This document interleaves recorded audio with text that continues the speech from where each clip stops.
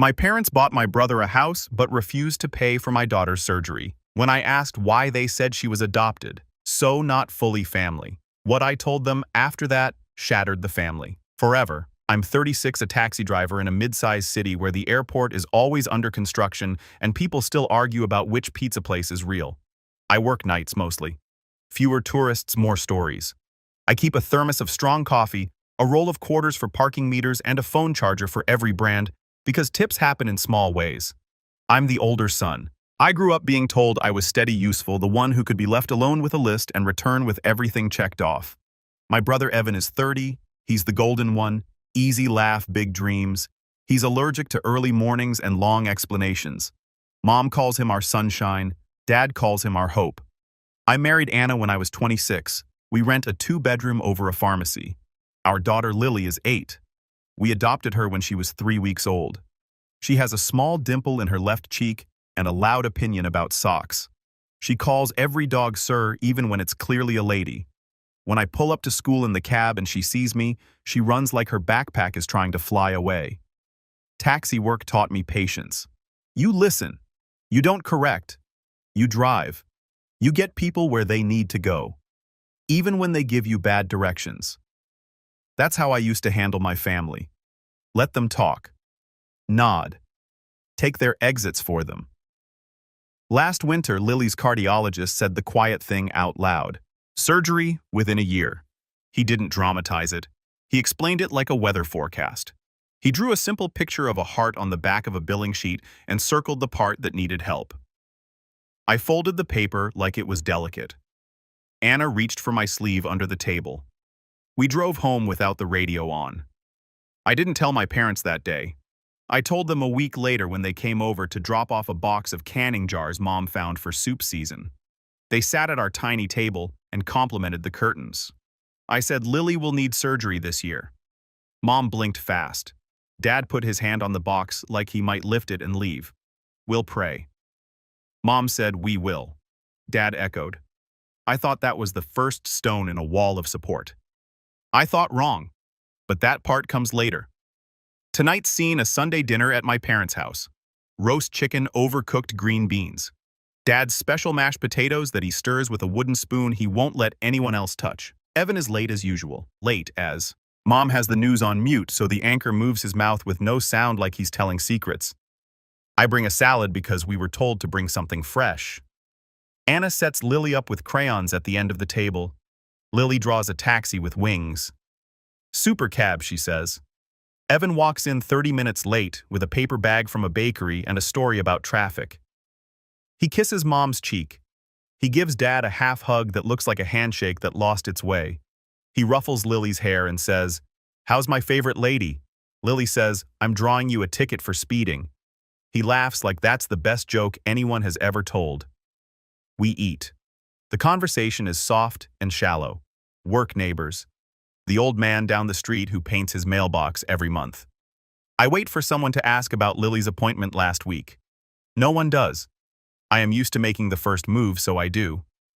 Her oxygen levels are holding, I say. The specialist is optimistic. The surgery window is late summer. Mom nods. She drinks water like she's auditioning for a commercial. Dad says hoss are thieves, like that's the same as empathy. Evan says, summer is rough for me. Busy season. He doesn't have a job that has seasons. He has projects that have moods. I start to say something about schedules. Mom interrupts with a bright voice. Speaking of homes, Evan, tell them about the place. My fork stops halfway to my mouth. What place? Evan smiles a little shy, a little smug. It's nothing yet, just looking. Dad can't hold it in. Our boy found a cute bungalow near the lake. 2 bedrooms, big yard. Needs work sure, but bones are good. Mom puts down her glass. We want him settled. He's been unsettled far too long. She looks at me the way she looks at a misaligned picture frame. You know how it is. I say, how what is? She doesn't answer that. She passes the potatoes. Lily leans over her drawing. Can Super Cab land on the roof? Anna says, only if it's reinforced. I watch my parents watching Evan. It's the look of people placing a crown on a head and convincing themselves it's not heavy. I don't ask more questions because I'm not ready for the answers. We finish dinner. We clear plates. Mom washes. I dry. She says, "You should really think about moving closer to us. We could help more." I say, "We're fine." She says, "You always say that." On the way out, Dad hands me an envelope addressed to him and Mom. "Since you're going past the post office," he says, "it feels light." I tuck it into my jacket. We buckle Lily in. Anna whispers, "You okay?" I lie and say, "Sure." At a red light, I remember the envelope. I open it because I think it's a coupon book or a church flyer. It's an insurance binder. New property address I don't know. Policyholder the Bennett Family Trust. Primary resident Evan Bennett. The light turns green. Someone honks. I don't drive. For a second, the city goes quiet in that way. It only does in your head. Anna puts her hand on my arm. "Mark." I swallow. I feel the old rolls moving around the table like silverware. I hear the sentence I don't want to hear. The one I don't want to repeat. It shows up anyway. When I ask them later, my father will say she's adopted. My mother will add not fully family son, if we're being honest. That's the first trigger, not the money, the sorting. Last night I sat across from them at dinner. I said something I'd never said in that house. The sound it made is still in my ears. I'll tell you what I said, but first how we got here. I was 12 when I learned that being older meant being responsible for other people's mistakes. Evan broke a neighbor's window. I gave up my lawn mowing money to keep Dad from having to deal with paperwork. Mom said, "You're a good brother." Evan said, "Thanks, man," and disappeared with a friend to play video games. At 16, I got my license and became everyone's chauffeur, not just for errands for excuses. "Could you swing by and pick up Evan?" He got stuck. Stuck meant bored. At 19, I bought a used Corolla with a cash envelope I'd been feeding since freshman year. Evan called it our car and borrowed it so often I started hiding the keys inside socks. Mom said, "Don't be petty." I fell into taxi driving after a restless semester of community college in a stack of bills that couldn't wait for me to figure out who I was. What I liked about the job: start, meter and meter, clear lines. People get in with a need. You meet it, you get paid. Not always fairly, but honestly the city taught me routes the map didn't show. How lights actually cycle, which alleys are safe, which bars spit out the loudest liars. At 2 a.m., I met Anna at 5:40 a.m. on a February sidewalk. She was late for an opening shift at the bakery. She had a box of Masons that weren't quite right and a frown that was. I got her there before the ovens beeped. She tipped me in pastries and a phone number. We built a life out of early mornings and second chances. Her parents live 3 time zones away. Mine live 15 minutes from our apartment and think that's a moral claim. We decided to adopt after 2 years of trying and 2 years of doctors saying maybe and we don't know. The home study felt like an audit. Every drawer, every answer, every story examined. We passed because we told the truth and because we're boring in the best ways. Lily arrived and turned boring into bright. She hates blueberries unless they're in pancakes. She sings to the vacuum. She loves maps. She'll sit in the back of the cab with my old atlas and trace lines like she's planning a heist. Mom said, "She's sweet." And then later in the kitchen, when she thought Anna couldn't hear, "It's just different." Dad nodded into his coffee. "Blood is blood." I said, "Family is work." Mom frowned. "Don't be dramatic." The heart murmur came during a routine check. The cardiologist wrote the diagnosis in clear letters. He didn't flinch when Anna cried. He said, "This is common and reparable." Common sounded like a lie. Reparable sounded like a map. We followed it. Appointments, scans, EKGs that look like seismographs of a quiet earthquake. Money shifted from something we watched to something we chased. Insurance is a game where they change the rules mid-and. I learned new words: deductible, pre-authorization, out-of-pocket, maximum. I started using a binder with tabs like a paralegal. We cut luxuries no one would miss. I took more night shifts. Anna picked up extra bakery hours when the morning crew called out. Lily got used to falling asleep to the sound of my keys at 2 a.m. I tried to be quiet and failed. She'd sit up and whisper, "Hi, Papa," and I'd meld into a chair. I told my parents the facts, not the totals. I asked for help with logistics, not cash. "Could you do school pickup on Thursdays?" I asked maybe. Mom said like I'd offered her a group. "We have choir." Dad said Thursdays are my poker nights. Evan said I'm slammed. Which meant he was not.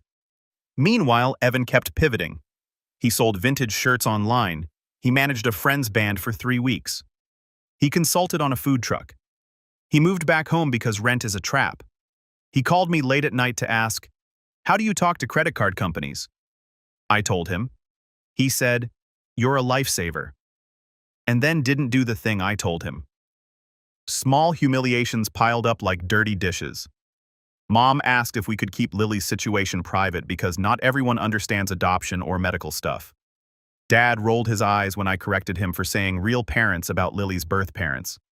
Evan posted a photo of Lily on his Instagram without asking and captioned it, "Uncle Life with a heart emoji trio."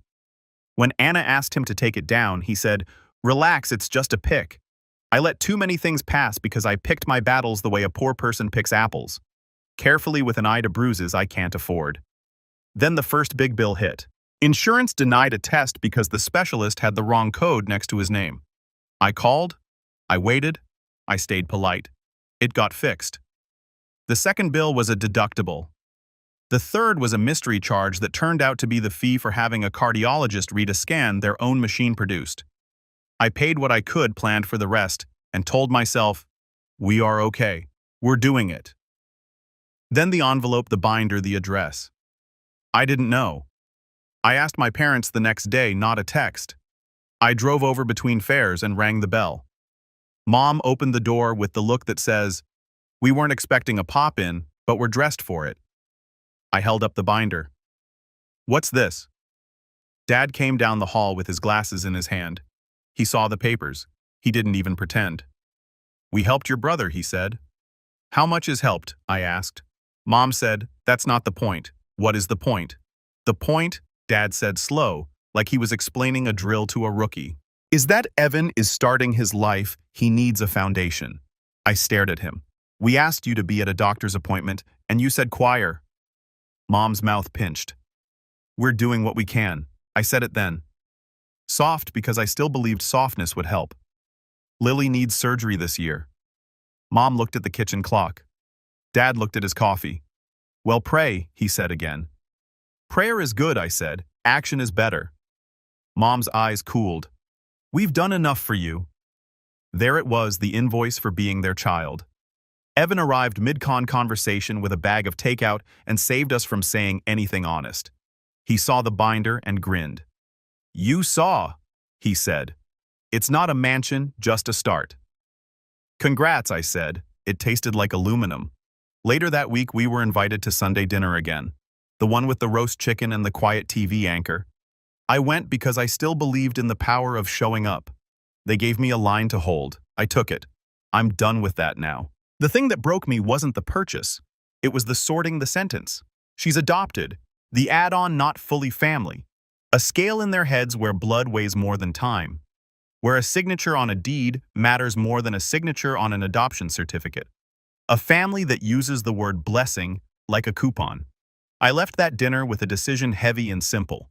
The kind that clicks into place like a seatbelt before the crash you no longer plan to prevent. Last night's dinner started normal. Mom asked about fares like it's still 1998 and cash is king. "Do people even take taxis anymore?" Dad asked. Like I might say we stopped last week. Evan scrolled and laughed at something that happened only on his phone. Anna stayed home. We agreed one of us would keep Lily's bedtime on schedule. I brought a folder because I knew I needed props.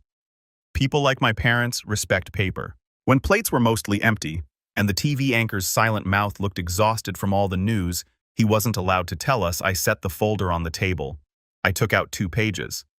"This," I said, tapping the first, "is the hospital's estimate for Lily's surgery. This," I tapped the second, "is a photo of her from last week riding a carousel. She's holding cotton candy like it's a diploma." Mom flinched at the picture. Dad leaned back. "Why are you making a scene?" "I'm making a point," I said. Evan squinted. "Dude, why bring that here?" "Because here is where the math fails." I said, "Here is where you told me last week that Lily is not fully family. I want you to look at her face while you say it again." Mom shook her head. "We never said that." "You did?" I said steady. "Dad said she's adopted." You said not fully family son if we're being honest. I kept my voice low because I wasn't there to perform. I was there to set terms. Dad huffed. You're twisting us. No, I said I'm translating you. Evan put his phone down like something serious had finally started. We're all stressed, he said. Money makes people weird. This isn't about money, I said. It's about hierarchy. It's about how you decide who counts. Dad's face got that hard look it gets when the lawnmower won't start. We helped your brother buy a house because he needs stability. You have a place. You're fine. We rent above a pharmacy. I said fine is not the measurement. Need. Mom's eyes filled with shiny tears she can summon for any crisis, including not being the center of a conversation. How can you talk to us like this in our home? Because this is where you talk to me, like I'm an ATM who forgot his pen.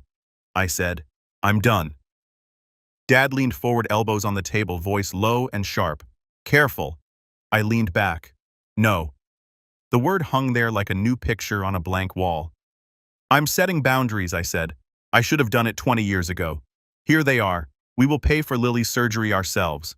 We will not take money from you if it comes with the price tag of disrespect. We will not co-sign anything for Evan.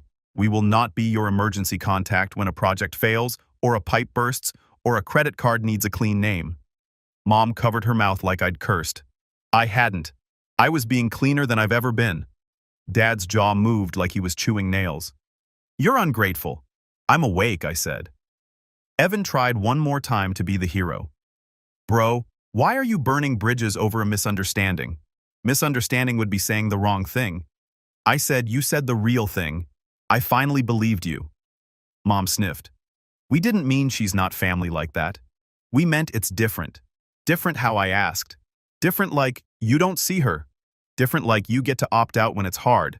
Different like you can buy a house for one child and tell another his child is a footnote. Dad pushed back his chair. The leg scraped. Get out. I will, I said, standing. My knees felt weirdly light like the air had changed. But hear me first. I looked at both of them until they stopped moving. This isn't about revenge, I said. This is about closure. No one spoke. Even the refrigerator took a breath. I'm closing the account where I pay with my silence, I said.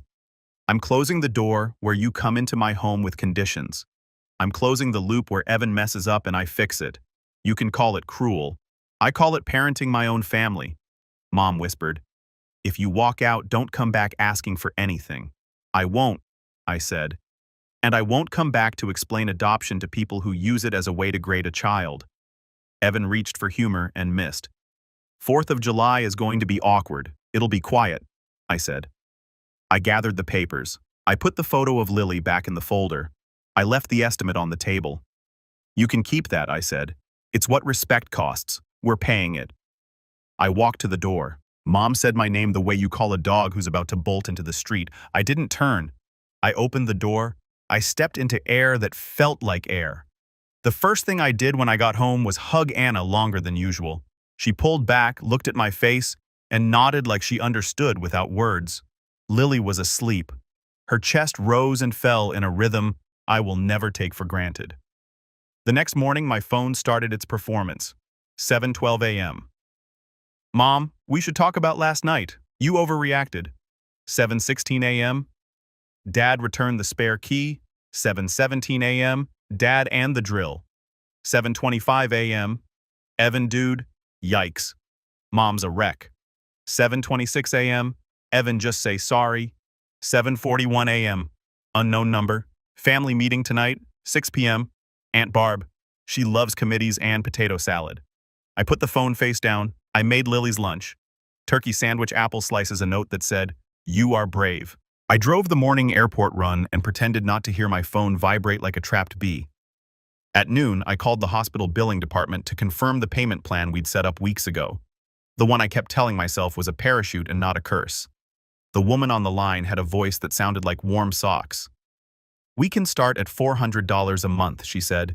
"If anything changes, you call me. We don't send people to collections without trying to help." I wrote her name down. I said thank you, like she had invented the concept. At 2 p.m., Mom called. I answered because I want the right kind of fight, the one where you show up and say your lines clearly. I don't understand how you can be so cruel. She started. I'm not being cruel. I said, I'm being clear. We're your parents. You are. I said, you're not my judges, and you don't get to downgrade my daughter to make your choices look better. Silence. Then the sigh that means she's collecting tears for later. Your father is very upset. He'll live, I said. So will we. By evening, the family chat looked like a bulletin board for a small-town drama club. Aunt Barb, we must set aside differences. Cousin Jess' blood is thicker than water. Uncle Pete, kids today are so sensitive. My cousin Ben DM'd me separately. Proud of you. I've got a spare AC unit if you need one. I sent him a heart. I muted the main chat. At 6:03 p.m., there was a knock like a landlord's. I checked the peephole. Dad? I opened with the chain on. He held up the spare key like a witness holds up an exhibit. Returning this, he said. He put it on my palm. It was warm from his fist. You'll be back when you need something. I need you to stop saying that, I said. His mouth tilted. We'll see. I closed the door. I put the key in a drawer with batteries and rubber bands and other things that are useful but not urgent. The next day, Evan called 12 times. I answered on the 13th because curiosity isn't a virtue, bro. He said, this is getting out of hand. Mom didn't sleep. She'll sleep tonight. I said, try chamomile. He laughed like I was being funny on purpose. Seriously, you know they didn't mean it like that. They're old school. Old school is for music, not ethics. I said, you really going to ice us out over a sentence? It wasn't a sentence. I said it was a policy. He exhaled. Whatever. Can you come by Saturday to look at the inspection report? The house has some weird wiring. Dad says you know this stuff. No, I said a beat. No, I repeated. Hire an electrician. He hung up without saying bye. Progress in a way. He used to believe I was an appliance. That week I made a list titled New Rules. I wrote them on an index card and stuck it to the inside of a cabinet like a restaurant's food safety certificate. No loans, no co-signing, no emergency rescues. One channel of contact email, no late-night texts, no drive-bys. Any visit requires respect for Lily. One comment and the visit ends on a Reddit and kissed the top of my head. I like this, Mark, she said. He's boring in a brave way. We told Lily a kid version. We're taking a break from Nana and Papa, I said in the car after school. Grown-up feelings got tangled. She was quiet for a minute, thinking like she does with her whole face. Is it about me? She asked. No, I said. It's about how we protect our home. Do you still love them? I love us more? I said. That's what dads are supposed to do. She nodded, satisfied. Can we get ice cream? We got ice cream. She picked rainbow sprinkles. I picked chocolate because sometimes you say yes twice. The date came July 18th. I wrote it in the calendar in big block letters. We built a plan like a bridge. Neighbor on call for the cat. Anna's co-worker on call for bread deliveries if she needed to bow out. My boss approved time off. The night before, I lay awake and counted the tiny sounds the apartment makes in the dark. The radiator's hiccup, the upstairs neighbor's chair, Lily's breath. At the hospital, Lily was braver than anyone. She asked the anesthesiologist if the mask came in purple. It didn't. She accepted teal. She squeezed my fingers like a code. I squeezed back. In the waiting room, I sat under a TV that showed daytime court shows and tried to remember how to breathe. The surgeon came out 4 hours later with a face that said, "Good news." He said the words. I heard them like water. I sent one email to the family address I'd made for this surgery successful. Recovery going well. We will update when we're ready. My mother responded with a prayer hands emoji and so glad. When can we visit? My father wrote, let us know if you need anything. Evan wrote, proud of you, bro. I closed the email and went back to Lily's room where the machines beeped in a language I was learning to not fear. Recovery was slow and holy. We measured meds and naps like ingredients. Anna kept a notebook with times and doses. I tracked Lily's steps to the bathroom like they were miles. Friends came with casseroles and carpool offers. Our upstairs neighbor, Mrs. Shaw, left a bag of books and a note that said, we're here. I cried at the sink when no one was watching. I cried at the sink when Anna was watching. She put my head against her shoulder and said, let it out, we'll refill. My parents texted every few days with questions that felt like inspections. Is the scar big? Will there be restrictions? When is she back to normal? I answered when I felt generous and ignored when I didn't. Generosity is a resource. I treat it like money now. 2 weeks later, Mom tried a different angle. We made extra lasagna, she wrote. Can we drop it off? I said, you can leave it with the doorman downstairs. We don't have a doorman. It was my way of saying, door stays closed unless your hands are empty of conditions. Evan posted a photo of his new backyard with a caption about hard work paying off. He tagged a grill brand. I didn't look long. I don't need to feed the part of me that counts someone else's blessings and calls it theft. I fed my daughter soup instead and watched her fall asleep with a sticker from the nurse still on her shirt. 3 weeks out, Lily wanted the park. We went. She walked slow like the world had become a place you taste. She climbed the small slide and sat at the top king of something gentle. Watch me, she said. I watched. She slid. She laughed like a window opening. That night I made another list called What Changes? I stopped explaining adoption to people who use it to rank love. I stopped taking calls that start with, do you have a minute? And end an hour later with me fixing a problem I didn't create. I save money, like respect, automatically before anyone else can ask for it. I let silence be an answer. I slept. Real sleep. The kind where you wake up and the world doesn't feel like an end.